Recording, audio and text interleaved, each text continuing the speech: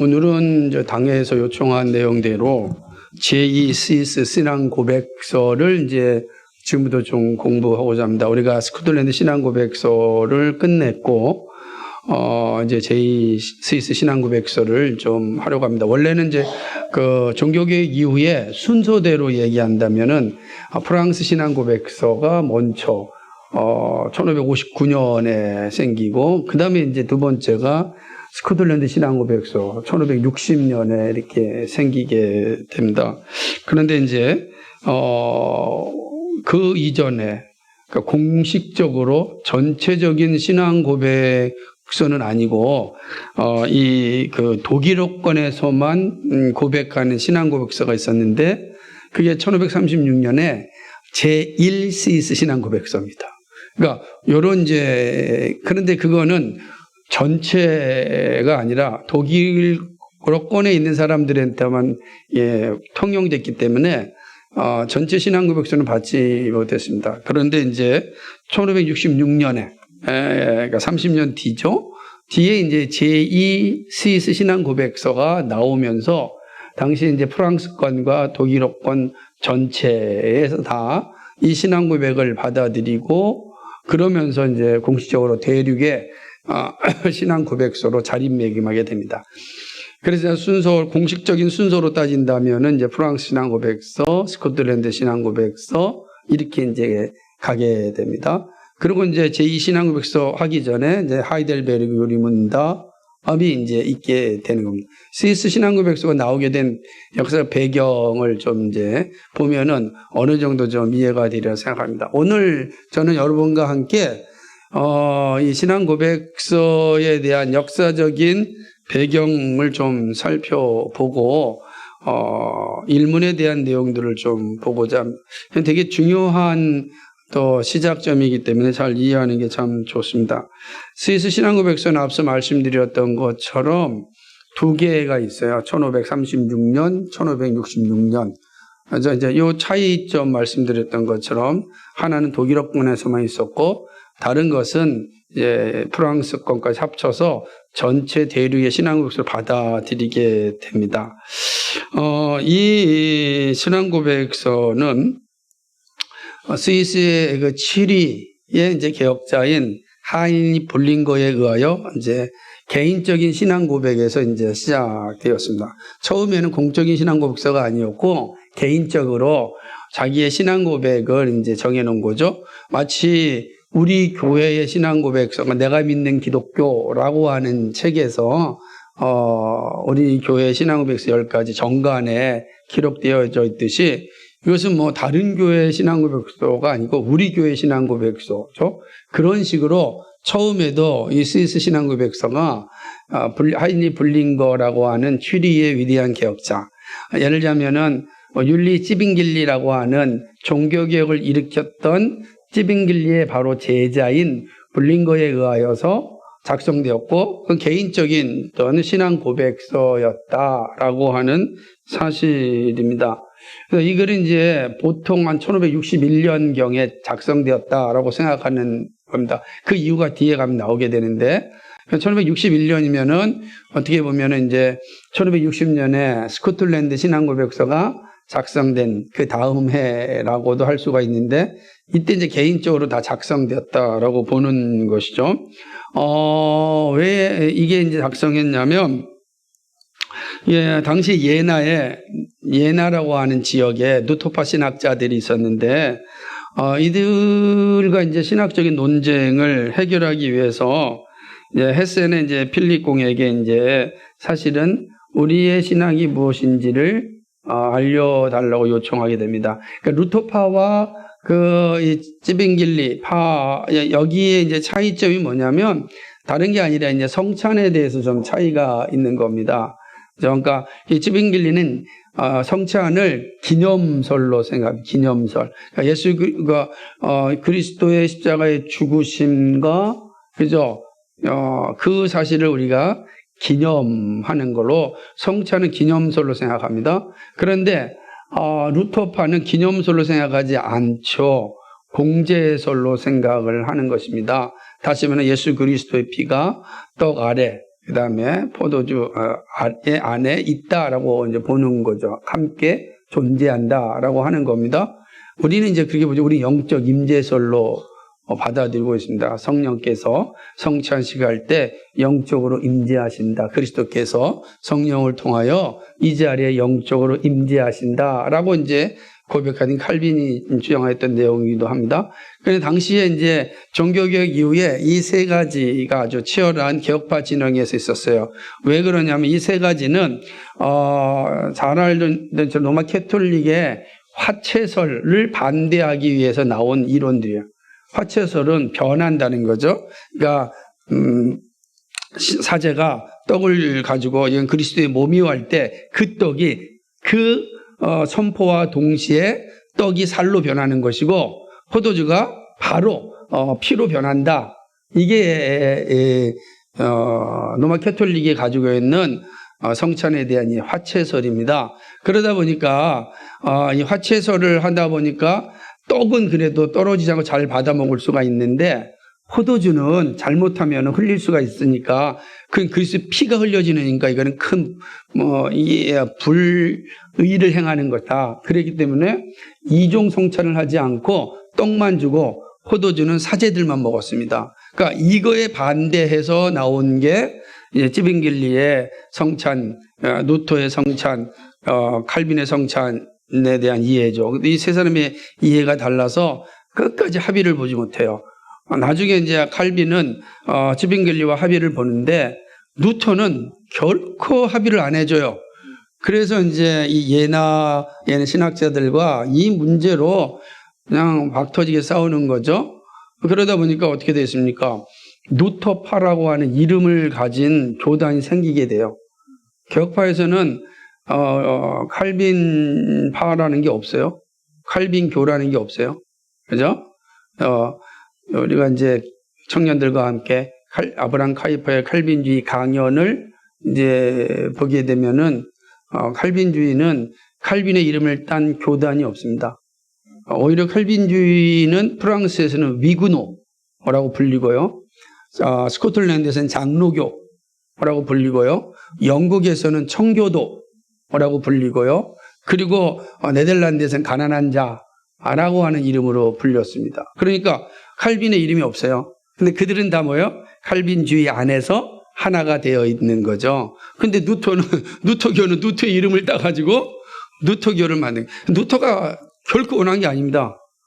누토는 절대로 이거 원치 않았는데, 그래서 역사를 이야기할 때 누토와 루터란을 구분합니다. 누토와 누토를 따르는 사람들을 구분해요. 누토의 생각과 누토란의 생각은 다르다. 그러면 현재 동유럽에 있는 교단들은 누토교일까요? 누토란주의일까요? 대부분 누토란주의다. 그러니까 누토교다라고 말하지 않는 이런 얘기까지 이제 오가는 상황입니다. 그러니 이 신학적인 게 계속 충돌하니까 얼마나 힘들겠어요. 그래서 이 문제를 해결해 달라고 이제 요구를 합니다. 그래서 1560년 7월 1일에 필립공은 이제 회의를 개최한 다음에 블링거에게 의견을 물었습니다. 1580년 8월 20일에 볼링거와 이 치리의 목사들이, 교수들은 이 루토파 신학, 성찬에 대한 견해에 대해서 부정적인 의견을 이제 내었습니다. 이때 부정적인 의견을 낼 때, 그러니까 부정적인 의견을 이제 이 예나의 루토파 신학자들의 주장에 우리는 동의할 수 없다. 그들의 생각이 우리는 같지 않다라고 하는 것을 제시를 했어요. 그때 제시할 때 바로 스위스 제2신앙고백서가 거의 다 사용되어집니다. 그럼 이제 스위스 제2신앙고백서는 루토파 신학과 다른 지점을 형성하게 되는 거죠. 무엇이 다른가가 이제 스위스 신앙고백서 안에 이제 존재하게 되는 거죠. 그래서 블링거의 이제 개인 문서가 공적 신앙고백서로 이제 받아들이게 됩니다. 근데 여기에는 신학적인 문제도 있지만 정치적인 배경이 또 하나 있습니다. 정치적인 배경이 뭐냐면은 1559년에 팔치의 선제후에 오른 프리드리 3세가 있었습니다. 이 사람이 이제 자기가 다스리는 이 지역, 예를 들면 이 팔치 전 지역이 종교개혁 정신으로 교회를 세우기를 원하였습니다.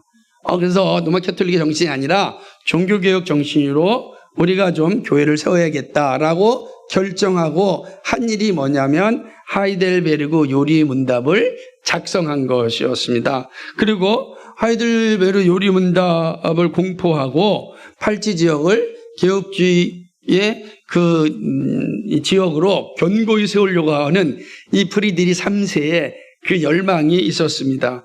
그런데 여기에 또 제동을 거는 게 누토파 사람들입니다. 그러니까 누토파 제후들이 1555년에 아우스부르크 평화협정을 위반했다고 프리드리 3세를 위협했습니다. 이제 신성 로마 제국 황제가 아니고 선제후이기 때문에 또 제국 안에 존재한단 말이에요. 우리식으로 얘기하면은 그 대통령 밑에 서울시장이 있고 뭐 구청장이 있다듯이 이런 식으로 이제 자기 지역을 담당하는 팔치의 제후였던 프리드리 3세는 자기 지역을 독립적으로 개혁교회를 신앙을 가진 지역으로 만들려고 했는데 이 누토파 신학학자들이 이건 아우스부르크 평화협정을 어긴 것이다라고 이야기한 것입니다. 이 아우스부르크 평화협정이 뭐냐면 아우스부르크 평화협정에서 이 협정을 맺을 때 종교개혁 이후에 이제는 이 땅에 인정된 교회는 두 개다. 하나가 뭐냐면 로마 카톨릭이고 또 하나는 아우스부르크 신앙고백서에 기초한 개신교라고 본 거예요. 왜냐하면 아우스부르크 신앙고백서 먼저 생겼거든요. 누토파에서. 그러니까 이제 어떻게 결정했냐면 그때 평화협정에서 로마 캐톨릭을 반대하고 나온 개신교가 누토의 종교개혁을 일어났으니까 싸우잖아요. 피 튀기는 싸움이 일어나니까 평화협정을 맺으면서 이제 이 땅에는 종교가 두 개인데 하나는 뭐냐면 로마 캐톨릭이고 하나는 아우스부르크 신앙고백서를 고백하는 개신교다. 그냥 개신교가 아니라 아우스부르크 신앙고백서를 이제 멜랑이톤 누토의 제자인 멜랑이톤이 중심으로 돼서 만든 그런 이제 신앙 고백서예요. 거의 칼빈의 기독교 강요의 정신과 거의 같습니다. 재밌는 건 루터란들이 이 아우스부르크 신앙 고백서 받지 않아요. 지금은. 재밌죠? 지금은 왜냐하면 루터란들은 이 멜랑이톤이 변질됐다 그래가지고 진짜 루터의 정신이 아니다 그래가지고 받지 않는 모습이 있어요. 어찌됐든 이런 상황 가운데 그들이 이거에 대해서 평화협정을 어겼으니까 프리드리 3세를 황제에게 이제 고발을 하는 것입니다. 그러니까 이렇게 이제 프리드리 3세가 누토파에 의하여서 이단으로 몰리게 되는 상황이 되었습니다. 실제로 1565년에 신성 로마 제국의 황제 막시밀리안 2세가 1566년 1월에 아우스부르크에서 제국 회의를 열고 8체 프리드리 3세의 문제를 다루기로 합니다. 결정이 되는 거예요. 그러니까 뭐냐면 1559년에 이게 하이델베르그 요리문답을 통해서 이제 8치 지역을 개혁교를 만들려고 했는데 고발을 당했어요. 그래가지고 그 뒤에 6년 뒤인 1565년에 이 신성 로마 제국 막시밀리안 2세가 이제 어떻게 하냐면 아우스부르크에서 이 프리드리 3세의 문제를 다루자. 이단 논쟁이죠. 다루자라고 이제 회의를 소집하게 된 것입니다. 이때 프리드리 3세는 정치인이잖아요. 신학자가 아니잖아요. 그러니까 얼마나 두렵겠어요. 황제 앞에 가가지고. 만약에 이단으로 몰리면 평화협정을 어긴 자로서 이거는 자기의 정치적 생명이 끝나는 거예요. 그러니까 이 프리드리 3세가 이제 이 제네바에 있는 칼빈의 그 제자였던 베자에게 긴급히 요청을 합니다.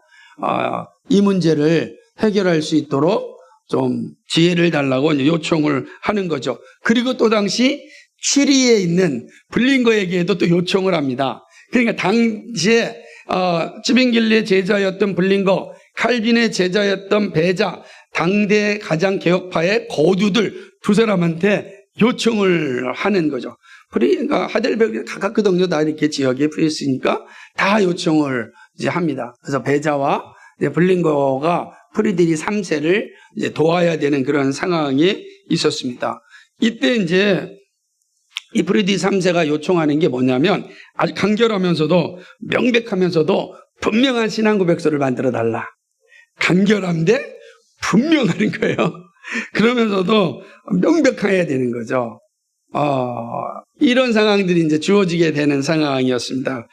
이때 이제 블링거가 이 얘기를 듣고 이제 프리디 3세를 도와주기 위하여서 이제 문서를 작성하게 되는데 이미 자신이 1565년에 써놓았던 바른 믿음에 대한 간결하고 분명한 해설이라는 것이 그가 써놓았단 말이에요. 그런데 프리디 3세가 이런 요청을 했으니까 자신이 써놓았던 것을 이제 프리디 3세에게 이제 보내게 되는 것입니다. 그리고 이제 놀라운 것은 이 1566년에 1월 달에 팔치의 이 프리디 3세에게 갔던 그 블링거의 신앙 고백서를 팔치의 총리인 크리스토프 에헴이 이 총리가 나는 이 신앙 고백서에 동의한다라고 선언해버린 거예요. 그러니까 이제 프리디 3세가 이제 아우스부르크 회의에 참석하기 전에 이 총리가 나는 이 신앙 고백서에 동의합니다 라고 선언을 해버린 거죠. 그러면서 아예 뭘 요청하냐면 독일어와 라틴어로 작성했으면 좋겠다. 이 요청을. 그래서 이제 이게 완전히 이제 라틴어까지 작성해서 당시에도 여전히 라틴어가 신학적인 용어, 신앙 고백서 용어로서 다 사용되고 있었던 시대였기 때문에 라틴어 특별히 이제 학문적인 용어라 라틴어로 작성하는 게 의미가 있거든요. 다 작성을 요청한 것입니다. 자, 그러자 이 치리의 이 블링거가 어떻게 결정을 하냐면 자기 마음대로 할 수가 없지 않습니까? 그래가지고 치리 의회에 당시는 다 오늘날처럼 다 이게 지역이 하나의 나라 의회가 존재했으니까 치리 지방 의회를 마찬가지 의회에 이제 이 사실을 알리고 이 신앙 고백서를 어떻게 할 것인지를 이제 묻게 되는 것입니다. 그러자 이제 이 치리 의회가 이 하이니 블링거의 개인적 신앙 고백서를 교회의 신앙 고백서로 받아들이기로 허락을 합니다. 그러니까 갑자기 이제 이런 상황들이 주어진 거예요. 그러니까 정치적인 상황 때문에 이 하이니 블링거가 예나의 신학자들과 이게 신학적 논쟁을 하면서 써놓았던 이 신앙 고백서가 이제 정치적인 상황에 따라서 의회의 동의를 받고 바로 교회의 공적 신앙 고백서로 결정하게 되는 겁니다. 그러자 2월 16일 그 해에 이제 그러니까 1566년이죠. 2월 한 달 뒤에 제네바의 배자가 그 블링거의 신앙 고백서를 받고 자기도 써야 되는데 블링거의 신앙 고백서를 받아보니까 너무 좋은 거예요. 자기가 더 쓸 필요가 없죠. 그러니까 나도 이 블링거의 신앙 고백서에 동의한다라고 서명을 딱 합니다. 이제 제네바도 이 스위스 치리의 신앙 고백서에 동의가 되는 거죠. 그러니까 치리와 제네바가 동의하니까 스위스 신앙 고백서가 되는 거예요. 그죠? 왜냐하면 제네바는 주로 불어권, 치리는 이제 동유로권 형성이 되었었으니까 완전히 이제 하나의 스위스 신앙 고백서가 결정되게 됩니다. 그리고 그는 제네바로 돌아가서 이제 프랑스어로 이제 배자가 번역을 합니다. 그러니까 독일어, 라틴어, 프랑스어로 제2신앙 고백서가 다 번역되어지게 됩니다. 결국 루터파가 중심이었던 스위스의 바젤이란 도시, 여러분 알죠? 바젤을 제외하고 모든 도시들이 블링거의 신앙 고백서를 자기 교회 신앙 고백서로 받아들입니다. 그래서 공식적으로 스위스 전체 신앙 고백서가 되었습니다. 여기서 끝나면 그냥 스위스 신앙 고백서로 끝나는 거예요. 그런데 문제가 어떻게 되냐면 1566년 3월에 라틴어와 독일어가 번역되고 그리고 그해 3월 달에 각 언어로 된 신앙 고백서를 신앙 6개죠. 언어로 된 그걸 이제 팔치의 프리디 3세에게 보내게 됩니다. 그리고 놀랍게도 66년 5월 14일 날 이 아우스부르크 회의에서 이 프리디 3세는 이 블링거의 신앙 고백서를 가지고 당시에 루터파 신학자들이 고발한 것에 대하여 막시밀리안 2세가 회의를 열었던 제국회의에서 멋지게 변호를 합니다. 그래서 누구의 신앙이 옳은지를 딱 변호를 하게 되는 것입니다. 하지만 이 막시밀리안 2세 이 회의에서도 이 하인리 블링거가 쓴 이 신앙 고백서가 스위스의 어떤 신앙 고백서다라고 공적으로 지위를 받지는 못했습니다. 그러나 재밌는 것은 이건 이제 7위에서 맞으면 스위스 전체로서는 왜냐하면 또 제국회의가 결정해 줘야 되는데 그런데 놀라운 것은 뭐냐면 스위스 밖에서 있는 모든 개혁교회들이 이 하인리 블링거의 신앙 고백서를 다 교회 소명 신앙 고백서로 목사들이 사인을 하게 되는 것입니다. 1560년에 스코틀랜드 신앙 고백서를 작성했잖아요. 근데 1566년 9월에 스코틀랜드 글라스고에서 모인 모든 스코틀랜드 목사들이 그거를 우리가 동일한 신앙 고백서라고 사인을 합니다. 서명을 다 합니다. 그러니까 이제 스코틀랜드 장로교가 스위스 신앙 고백서를 교회의 신앙 고백서로 받아들입니다. 그러니까 스코틀랜드 신앙 고백서 위에 받아들인 거죠. 여러분 이제 이번에 나눠준 이 책은 스위스 신앙 고백서와 함께 스코틀랜드 신앙 고백서를 이제 담아놨어요. 스코틀랜드 신앙 고백서 좀 얇아요. 스위스 신앙 고백서 좀 두꺼워요. 함께 보면은 되게 유용합니다. 여러분 책을 다 받았죠. 이름을 다 쓰셔야 됩니다. 이름을 지금 다 쓰세요. 막 어질러지니까 자기 이름을 다 쓰시고 이름을 쓴 분은 이제 자기 것이 됐으니까 3,000원입니다. 기억하세요. 자, 보셔야 됩니다. 네. 이, 스코틀랜드 장로교가 이거를 받아들이게 되면서, 이제는 명실상부하게, 장로교의 시발점인 스코틀랜드에서 이 공적 문서가 됩니다. 그리고 1570년대는 폴란드 개혁교회가 1567년에는 헝가리 개혁교회가 하이델베르 요리문답과 함께 제2 스위스 신앙고백서를 받습니다. 그래서 이제 당시에 유럽의 교회들이 이 신앙고백서를 받게 되는 것입니다. 물론 전체 유럽의 일치 신조로서는 받지 않지만 그러나 각 대륙교회들이 제2 스위스 신앙고백서를 받게 되는 것이죠. 그래서 이제 이게 이런 역사적이고 신학적이고 정치적인 상황 가운데 작성됐고, 우리가 알고 있는 우리의 뿌리인 스코틀랜드 장로교회가 이거를 교회의 문서로 받게 됩니다. 우리는 이제 이 교회 문서로 받은 신앙고백서가 어떻게 작성되어졌는지를 보게 될 것입니다. 신앙고백서 개요를 보게 되면은 총 30장으로 되어 있습니다. 30장으로 되어 있는데 1장부터 2장까지는 성경에 대한 이야기고 3장부터 7장까지는 신론 하나님에 대한 것이고 8장부터 9장은 인간에 대한 이야기고 그리고 10장에서 13장은 그리스도론 기독론이고 그 다음에 14장과 16장은 구원론에 대해서 그리고 17장과 28장 긴 장으로 교회론에 대해서 그리고 29장은 가정에 대해서 그리고 마지막 30장은 국가와 위정자에 대해서 고백하고 있는 것을 있습니다. 그런데 이제 나중에 살펴보면 알겠지만 이 JCC 신앙고백서는 정말 중요한 문장들을 하나씩 잘 담고 있어서 그 이후에 모든 개혁파 목사들, 교회들은 이 JCC 신앙고백서를 정말 소중하게 여겼습니다. 다만 이제 한국교회가 제2스위스 신앙고백서를 잘 다루지 않았다라는 것이 참 이제 안타까운 일인데 그만큼 한국교회의 어떤 신학적인 이제 넓이가 좁았고 이제 점점 넓어지면서 우리의 믿음의 뿌리가 어떻게 되는지를 살펴보는 거죠. 제가 가지고 있는 성경도 7위 바이블입니다. 그러니까 7위 바이블을 제가 쓰고 있는데 7위 바이블과 일반 성경과 다른 점이 하나가 있습니다. 이거는 문단으로 나눠졌어요.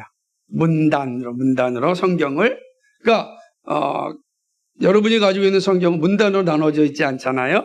근데 이제 7위 성경은 아주 문단으로 나눠져 있습니다. 제가 이렇게 말씀드리는 것은 이 제이시스 신앙고백서, 특별히 치리 하이니 블링거가 작성한 이 신앙고백서에 아주 독특한 장면이 하나 있는데, 그것은 바로 신앙고백서의 시작을 성경으로 시작한다는 겁니다. 자, 여러분 생각해 보세요. 하이델베르그 신앙고백서 1문이 어떻게 되죠? 그죠? 살아서나 죽어서나, 그죠? 참된 위로가 무엇입니까? 라고 시작하죠? 얘기하는 거죠? 그렇게 나오는 것입니다. 예를 들면 소요리 문답도 그렇게 시작하죠? 사람이 제일 드는 목적이 무엇이냐라고 이야기하죠? 스코틀랜드 신앙고백서도 어떻게 됐습니까? 한번 여러분 교재 보세요. 스코틀랜드 신앙고백서 한번 보세요.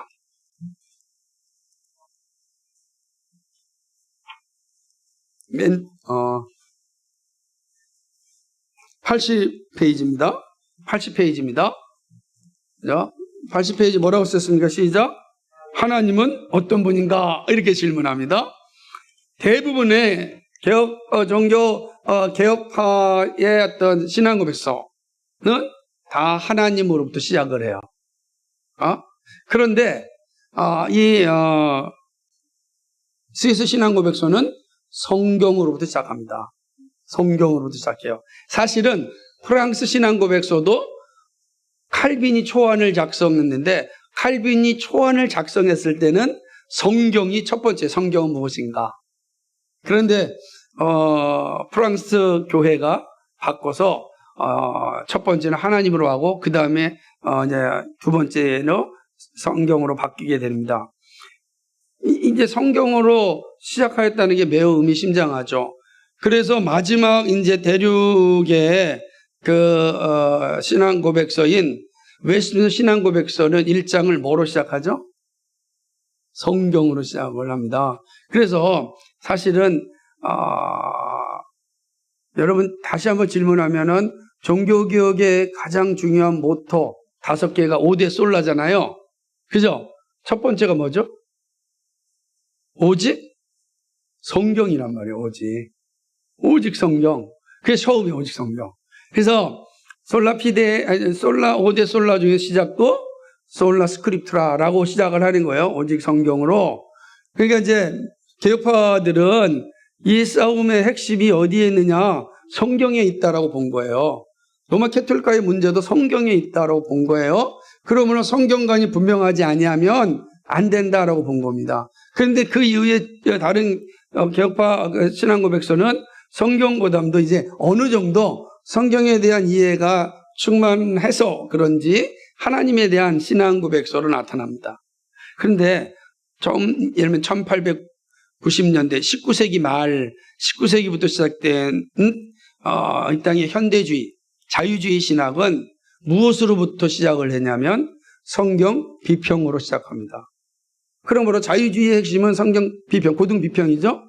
그래서 성경 비평이라는 게 뭐냐면 성경은 성령의 영감으로 만들어진 말씀이 아니라 인간 저자에 의해서 만들어진 문서다로 보는 거예요. 그리고 그 문서는 고대 근동의 어떤 여러 가지 문화, 그 다음에 어떤 법, 그리고 그런 사상들을 다 이렇게 영향을 받아서 만들어낸 문서다, 이렇게 보는 겁니다. 그 문서이기 때문에 뭐가 있어요? 오류가 있는 거죠. 그래서 오류를 찾아내는 것이 비평학이란 말이에요. 비평학. 오류를 찾아내는 거예요. 얼마나 많은 오류가 있는지 모른다 막 이러면서, 그러면서 성경을 약화시키고, 성경이 약화시키면 뭐가 되겠습니까? 우리의 믿음이 흔들리게 됩니다. 믿음이 흔들리게 되면 자연스럽게 교회가 무너지게 됩니다. 그게 자유주의의 영향이죠. 그래서 오늘날 우리가 알고 있는 현대의 자유주의적 사상들, 예를 들면 낙태라든지 동성애라든지 혹은 젠더라든지 오늘날 인권의 모든 주제들은 어디서 파생됐냐고 보면 되냐면 성경관이 파괴되면서 자연스럽게 인류 사회 속에 들어오게 됐다라고 볼 수도 있는 겁니다. 물론 그것이 전부다라고 해서 없지만, 왜냐하면 그것은 프랑스에서 일어난 위그노 종교 전쟁에 의해서 나타난 이 사륙의 역사를 보면서 당시에 이 무신론자 철학자들 루소라든지 볼테르 같은 사람들이 무시무시한 이 전쟁으로 인하여 수없이 많은 사람들이 죽어나는 걸 보면서 더 이상 우리는 이 종교를 우리 국교로 삼아서는 안 된다. 궁적인 영역에서 종교를 말해서는 안 된다. 오직 사적인 영역에서만 종교를 얘기하자. 더 이상 우리 하나님도 없고 종교도 없다. 이렇게 선언하는 거거든요. 그게 이제 프랑스 대혁명이라고요. 그러니까 그런 어떤 종교 전쟁의 여파로 인해서 나타난 그런 어떤 모습도 있기 때문에 단지 성경관 하나 때문에 그렇다라고는 할 수 없지만, 그러나 분명한 것은 성경 비평이 자유주의를 양성하였고 이 자유주의가 오늘날 교회를 파괴시키는 그런 일을 하고 있다. 이거는 부정할 수 없는 사실이다라고 보는 겁니다. 그래서 이 스위스 신앙고백서가 처음으로 성경을 시작으로 한 것은 매우 의미심장하고 중요하다. 그런데 이 성경을 어떻게 가르치고 있는지를 이제 다음 주부터 보도록 하겠습니다.